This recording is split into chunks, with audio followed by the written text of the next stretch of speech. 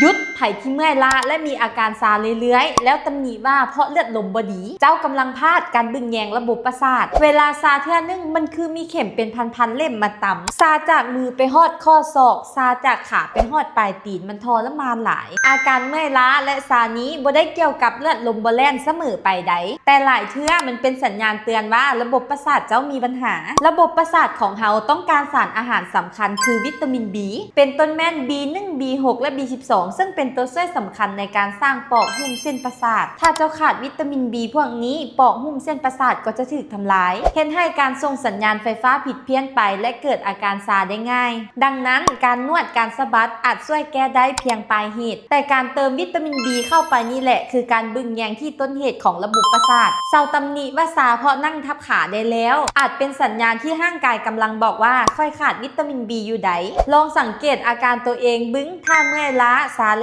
รื่อยๆเกินไปมันอาจบ่แม่นเพียงแต่เรื่องเลือดแต่มันคือเรื่องของเส้นประสาทแล้วพวกเจ้าเด๋มีอาการคือที่ค่อยว่ามาบอหรือมีแต่ค่อยที่เป็นคนเดียว